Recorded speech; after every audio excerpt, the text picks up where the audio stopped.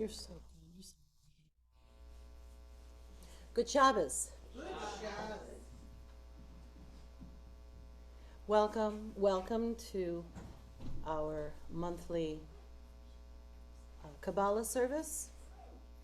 And this morning, we are going to begin, as we often do, with Psalm 27, "The Lord is my light."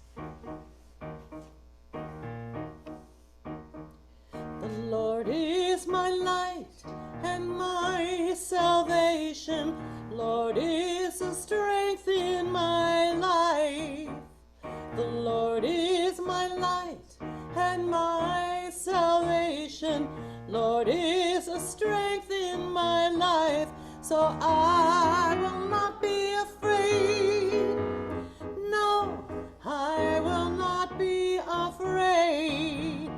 Because the Lord is my light. The Lord is my light.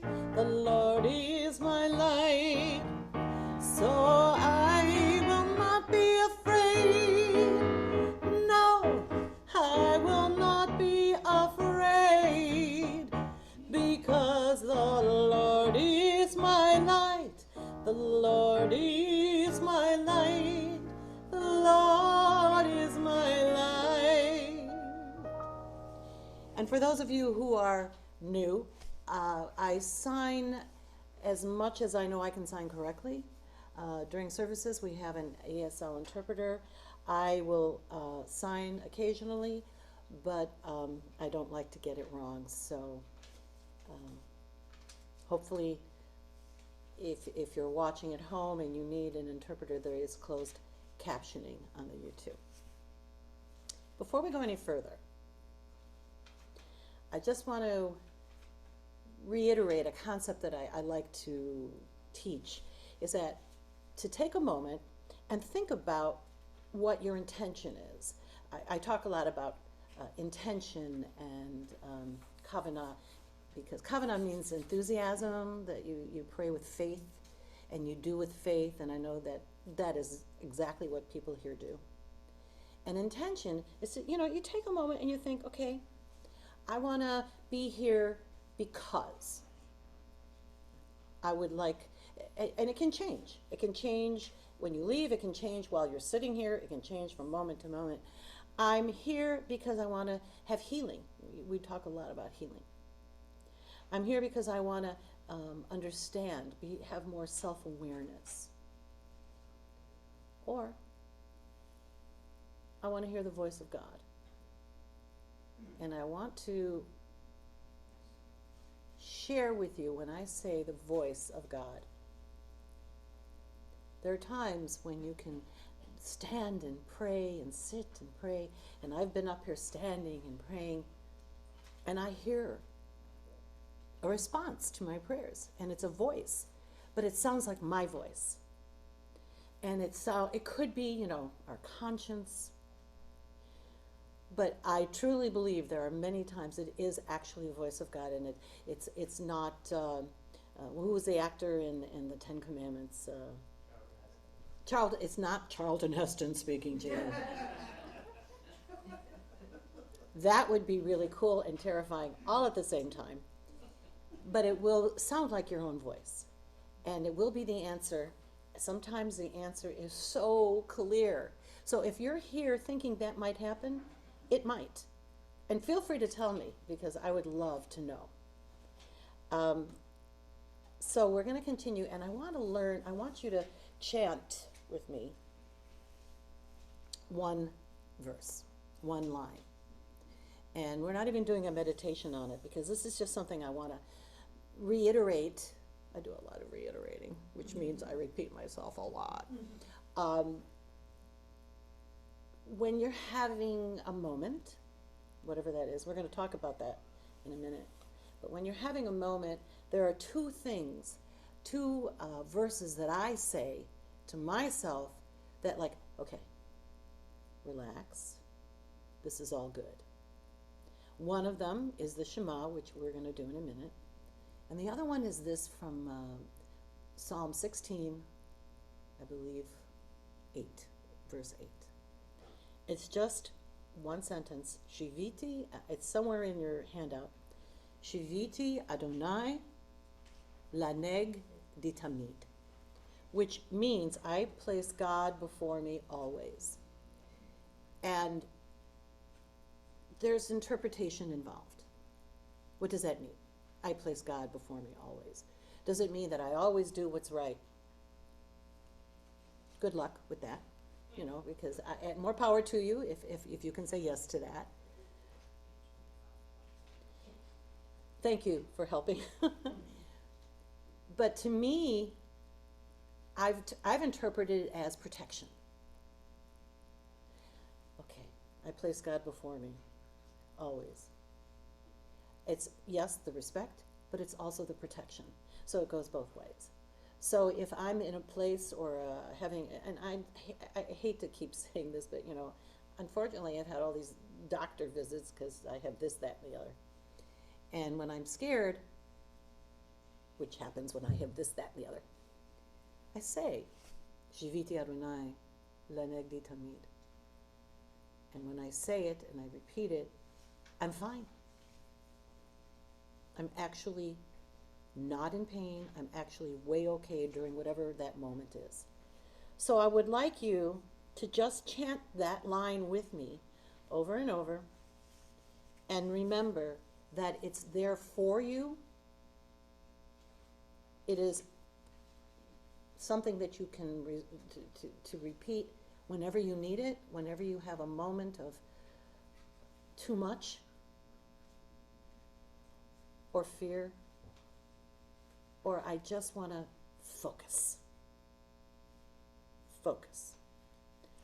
Do you have the chant? I think I gave it to you. Yeah, I think I did. Did I not? I gave it to you. Just start singing it. No, really? Isn't it? No? Okay. It's okay. Just start. It's okay. She's so wonderful, she'll follow me anywhere. And sometimes that's quite a distance. Shiviti Adonai lenegdi tamid. Shiviti Adonai lenegdi tamid. Shiviti Adonai lenegdi tamid. Shiviti Adonai lenegdi tamid. One more time, let me hear it. Shiviti Adonai lenegdi tamid. Shiviti Adonai lenegdi tamid. Shiviti Adonai lenegdi tamid. Shiviti Adonai lenegdi tamid.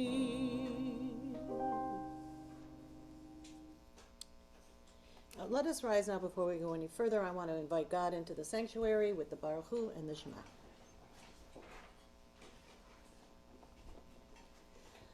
Baruch Hu et Adonai Hamvarach, Baruch Adonai Hamvarach Le'olam Va'ed. Praise ye the Lord, to whom all praise is due. Praise be the Lord, to whom all praise is due, forever and ever. Baruch Hu et Adonai Hamivorach,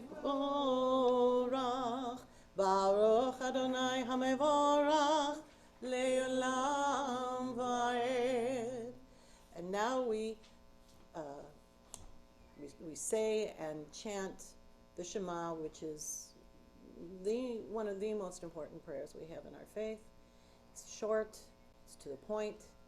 It means God is one, we are one, we're all one together, something the whole world could benefit from listening to, and it could happen. It could happen. We have faith. And it can happen in towns and cities and countries, and then expand. So, Shema Yisrael, Adonai Eloheinu, Adonai Echad, Baruch Shem Kivod, Malchuto Le'olam Va'ed. Pay attention, Israel. The Lord our God, the Lord is one. Praise be his name, whose glorious kingdom is forever and ever. Shema Yisrael, Adonai Eloheinu, Adonai Echad, Baruch Shem Kivod, Malchuto Le'olam Va'ed. Please be seated.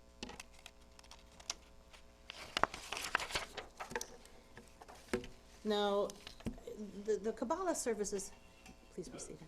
The Kabbalah services don't necessarily have to follow the Torah portions of the week, because we're doing meditations, and they're about different things, and they may or may not be related to the Torah portion of the week. But, excuse me, we are beginning the Torah over again, because we just finished it a couple of weeks ago when we did Simchas Torah. Thank you very much. It's early for me. I'm still cogitating. And so we started reading the Torah over again. And in the very beginning, long ago, we met Adam and Eve. We witnessed the creation of earth, the world. And then there was Noah, which is this week's Torah portion. And the thing I love about Noah is that, you know, he and his family, he was chosen to gather, you know, all the animals, and there wasn't just 2 by 2, it was 7 of each animals, and then 2 by 2 of the animals that were not so perfect.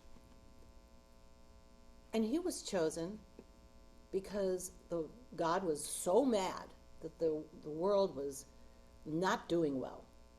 People were not behaving. Something we can all understand. People were not behaving, and God's like, you know, I've had enough of this. Noah, take your family, gather those people, gather the animals. There's going to be a flood. And Noah was not such a great man. He was not perfect. He was not saintly. I don't think we have any saintly people in our Torah, to be honest with you. It's filled with real people, warts and all. And he was one of them. And he was a good man for his time. That's how he's described. A great man for his time. Which makes me feel, you know, Abraham, the father of our faith, he did some doozies. He made some mistakes. He did some things. We won't get into it now. It's a long story. But, you know, he made mistakes, and yet the father of our faith. It's called an Abrahamic religion. And Noah was good for his time. And if you really want to look into it and see what happened to him when they did find land, and he did, you know, he had quite a life. But anyway, that's not the point. The point is the flood. Right now, we're going to talk about the flood, because this portion, the word Noah means in Hebrew comfort and rest, which is not the picture you get when you think about Noah and the flood. It's just, that's the picture I think of. You know, the ark was so large that they were able to survive. And God saw how horrible this flood was, and it was so difficult that he promised. He says, you know what? I will never do this again. I will never threaten to destroy the world again after this experience. Are you listening? Yeah, yes, thank you, David. He said, you know what? I will never do that again. I mean, we have moments where there's hurricanes and floods and all kinds of experiences. That is not God trying to destroy us. Not at all. No. So he said, after all of this turmoil, just go forth and work your magic on each other, or not. So the one thing that we learn from this is that there will never be from on high destruction, and it also teaches us that there, believe it or not, with all of the mishigas, with all of the things that we're facing, there is always a way out of destruction. There's always a way out of total destruction. It may take a long time, it may take a lot of work, but there's always a way. And we have to have faith in that. So whenever we feel that we personally are on the verge of a collapse, we have to make for ourselves an arc, a way to go through, to follow through, to find a way to land safely. So that's what this meditation is. There's a spark, there's two ways of describing the spark. One of them is the Pintele Yid, and it's like a little spark that no matter what you do and who you are and where you go, there's a little spark inside of you that is this Jewish peace that remains there. And if you want to pay attention to it, then it becomes more than just a spark. It gives us a way to rebuild from a broken spiritual world, but this is personal, so this meditation is for us individually.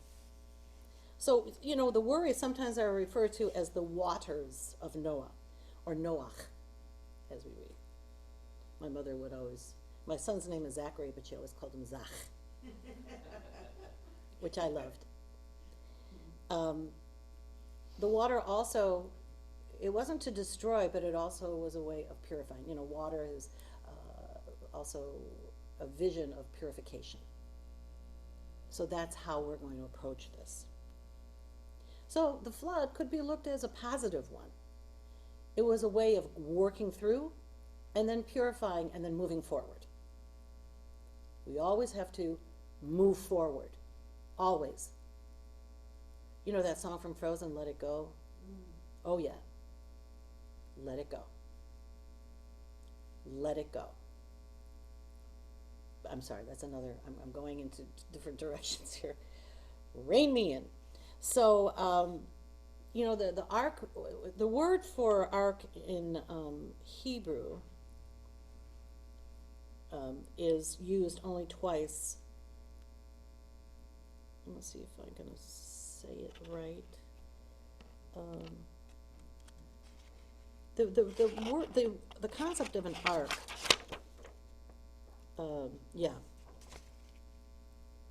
the concept of the ark, hateva, only comes twice in Torah.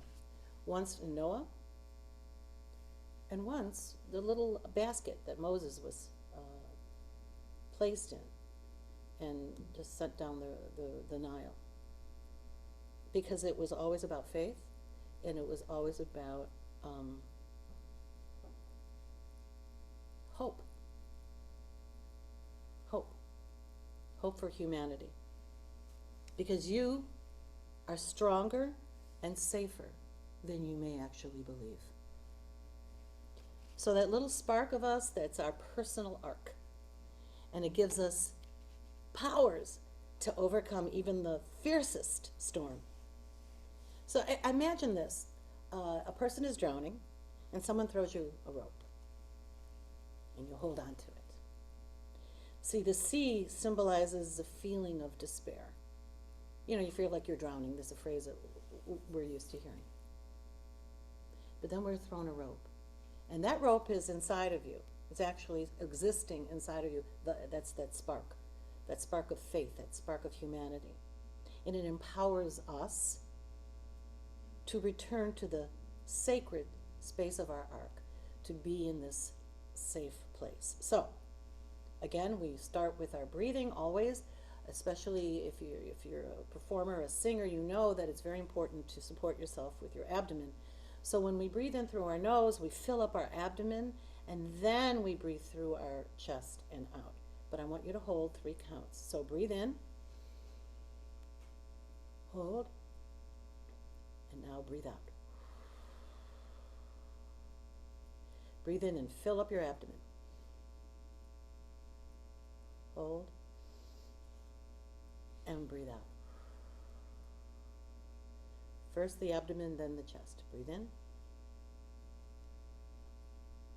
Hold. And breathe out. And one of the really important reasons that you do not fill up your chest first is because that doesn't give you support, it just constricts you. So you always fill up your abdomen first. Okay. And whenever, you're even in the midst of doing a meditation, you feel that you're kind of not connecting, breathe. Breathe in this way. All right, so I want you to let your arms be relaxed. I know you're holding papers. You can set them down for now. Just let your limbs, your legs, your feet on the floor, and your arms relax. Now I want you to close your eyes. Excuse me, I'm so sorry. As we breathe in one more time, with our eyes closed, we use our koach de mignon, our imagination. There's a turbulent sea. So breathe in. And the skies are gray. And the waters are very rough. It's turbulent. And there's actually threatening waves as far as you can see. Now each of these waves represent the waters of Noah. And each of these waves represent another one of your worries. Another one of your difficulties. Your worries about your place in the world, the state of the world, your money, your health, your loved ones, your future. So just take a moment to visualize each of these waves as important.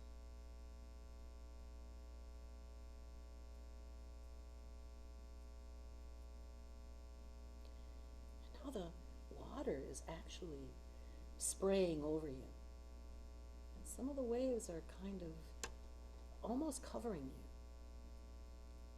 They're whisking over you. And you actually think, oh no, am I going to drown? And you're really fighting for your breath.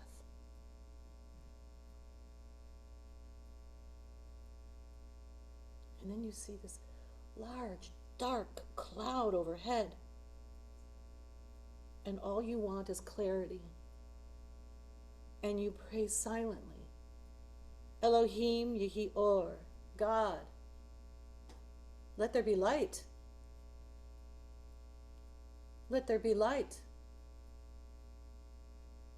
And then you visualize how God's light slowly begins to illuminate through the clouds, moving them aside, shining through. And then the clouds are slowly evaporating.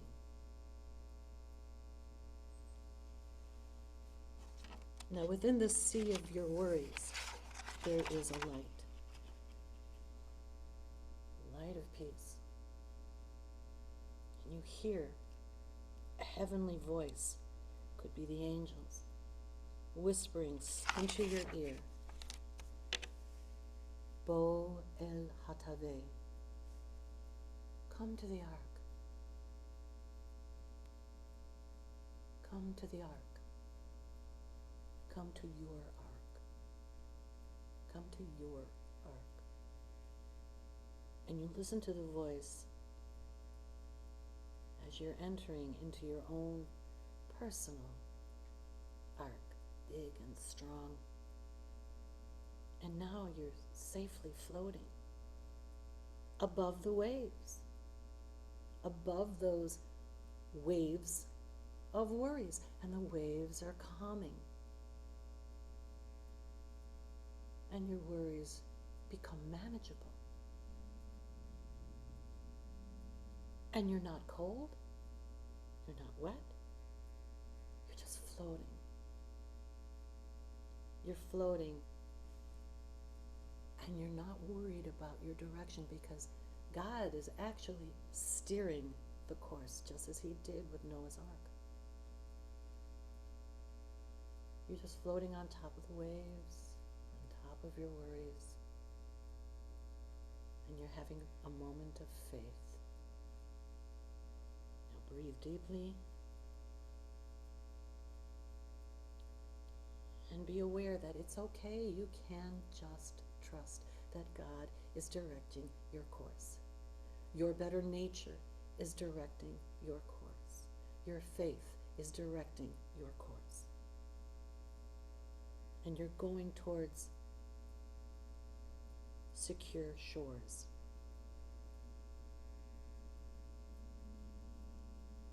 And I want you to feel the presence and experience how the waters are bringing purity. Purity to your worries. And imagine how each foamy wave may wash over you, but that's okay because it's comforting, it's cleansing you, it's relieving you of your fears. It's not threatening. And so when you feel that the flood of worries are engulfing you, instead of drowning, you will be lifted above the waters by the Teva, your ark, your sacred place. A place that you deserve, a place that you can feel secure and safe in. So feel benoach, it means rest, and in the comfort of complete peace that you have with yourself. Because, we have faith in God, and I want you to have faith in yourself. Have faith in yourself. Because you are braver and you are stronger than you might ever believe.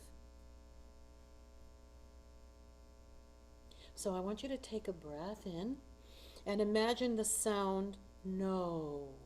As you breathe out, you say ach, noach. So breathe in on the word no and breathe out on ach. Breathe in, no, and out, ach. And gift to yourself the feeling that you do have your own personal arc, that God is directing you if you listen, if you feel that you can just let go. The sun will come shining through the dark clouds, the waves will come, you're floating on top, and you will find a secure place on the shore. And as always, we thank God for helping us and giving us the ability to remember how strong we are and how safe we can be. And when you're ready, just open your eyes.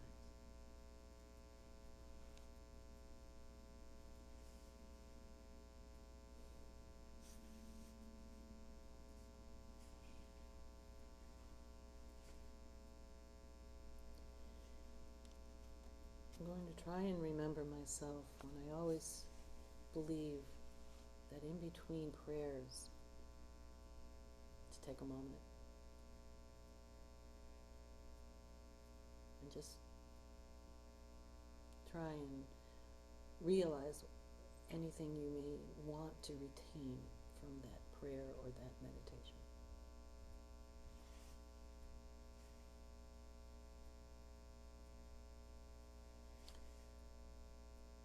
One of the most original meditations that I've learned here, and I've been here for over 30 years, and there was a rabbi, Goldhammer, who taught Kabbalah as an expert, a master of Kabbalah.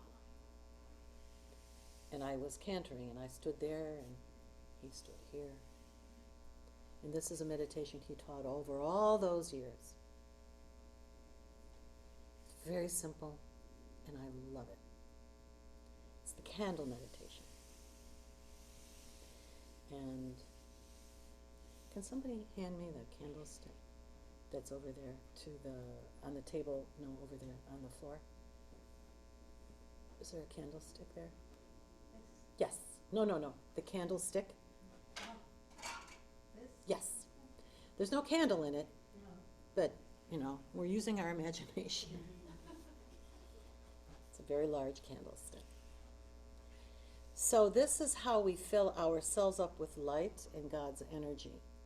Because, this is like so amazing that we have this, excuse me, skylight here, because it just is perfect for understanding God's light and energy, because light is, I think, probably mentioned in all faiths, as an energy source. Right? Sister Sue, you can vouch for me. So when we fill ourselves up with light, before we do this, I just want you to understand, when you fill yourself up with light, which we're going to do piece by piece, there's no room for anything else. There's no room for negativity, and there's no room for pain, and there's no room for ill health. And that's our goal during this meditation.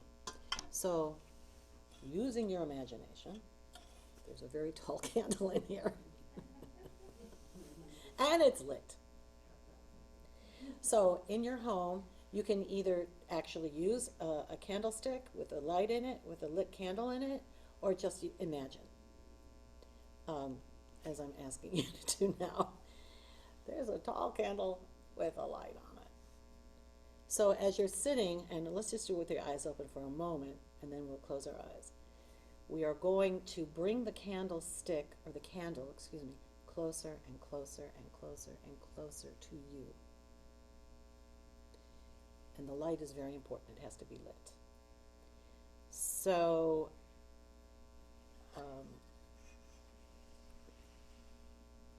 that's the demonstration for the day.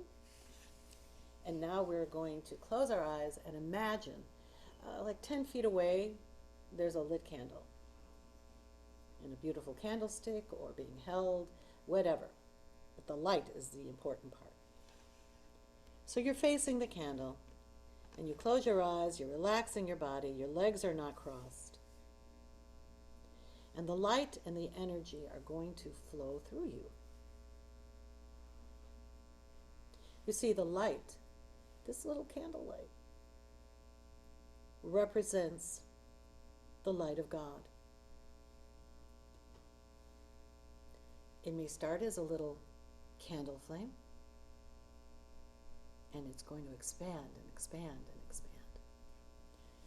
So there you are, the candle's in front of you, and you're sitting, and there's a space between you and the light. God's light. But you want to embrace, you want to eliminate the space. So you want to be one. You want to be one with God. You want to be one with this light, this healing energy, this power. So you're going to invite the candle to come closer.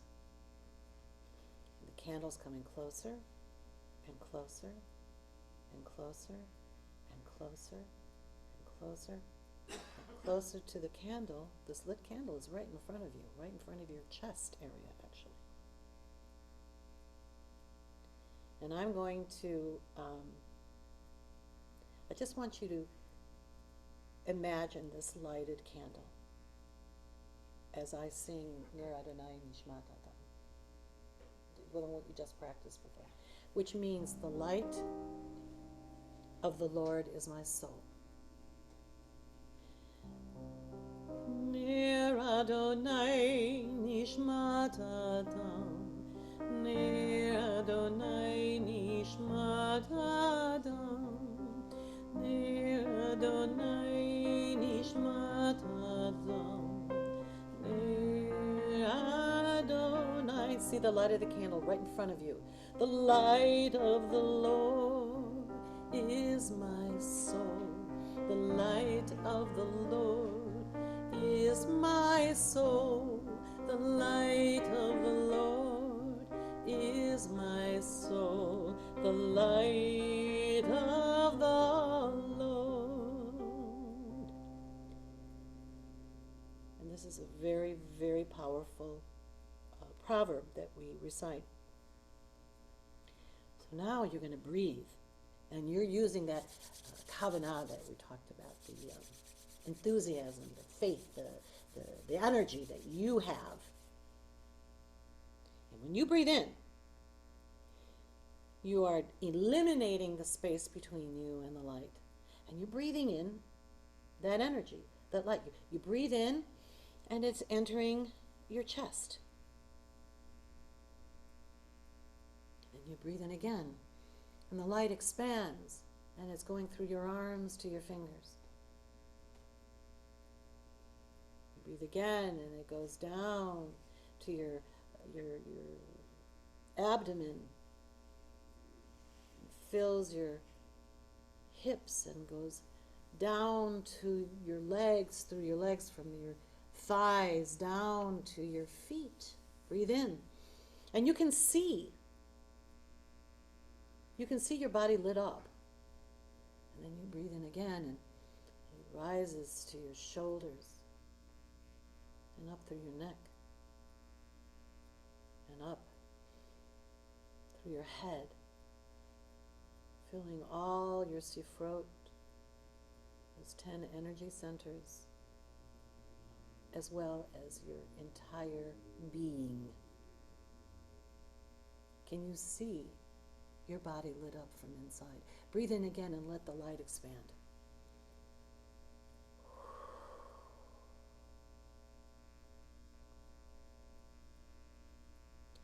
So you're visualizing your body completely filled with a bright light.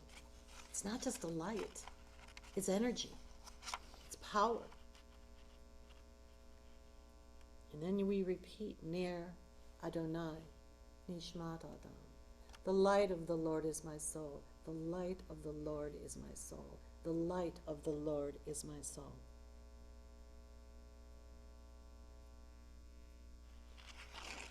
Now I want you to take this time, as you are filled with the light of the Lord, as you are filled with this energy, I want you to have a conversation. Have a conversation with God. Talk to God as if God was your friend, your best friend, who knows you, who loves you, who wants the best for you.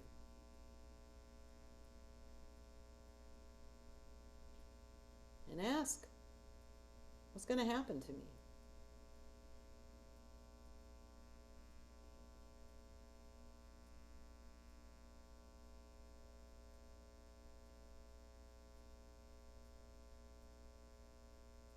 How do I proceed?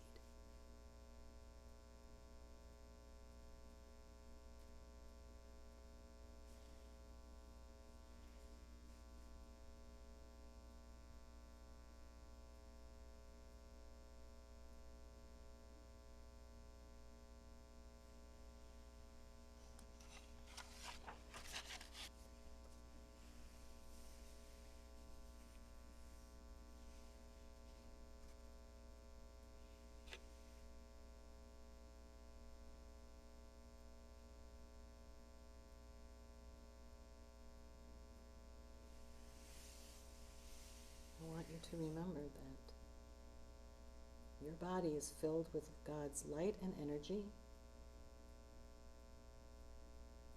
And I want you to imagine now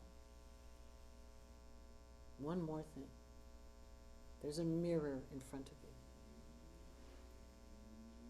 A mirror that God's showing us what we've done, what we do, how we treat other people.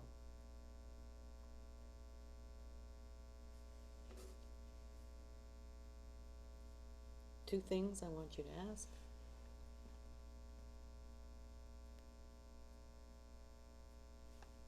Show me, God. Show me the happiest moments of my life.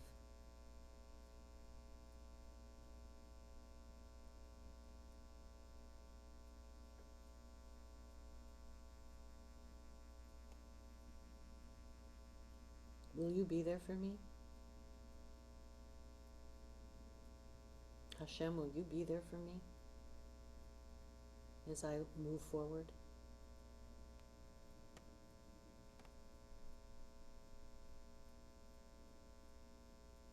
How will I recognize the signs that you're there? That I'm doing the right thing, that I'm going in the right direction.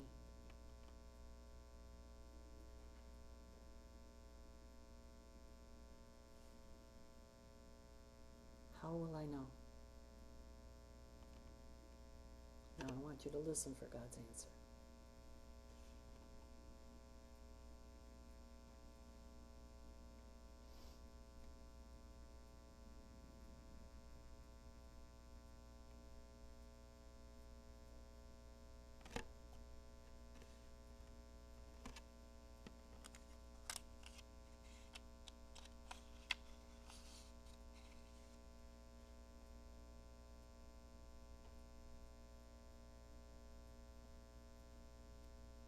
You know, when you do this at home, you can let God tell you everything you want to know.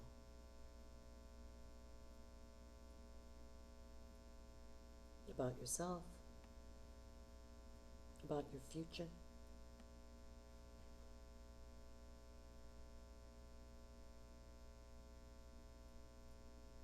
And when you're done, the mirror starts to disappear.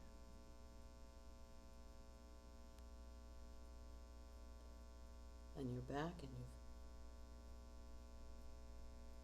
you've heard something important, taken something important.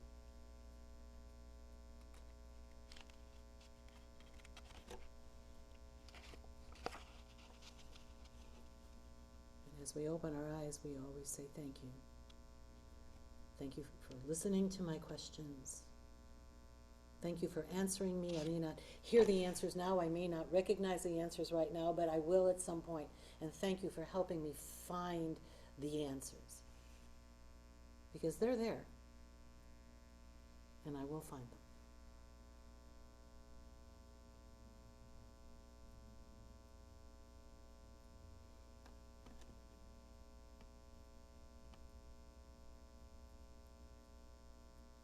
And as we open our eyes, we take this sense of connection and peace with us.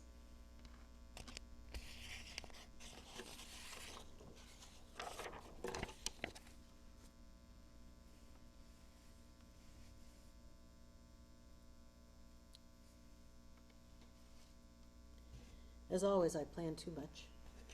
So if I start another one that I'm looking at, it's going to take a long time.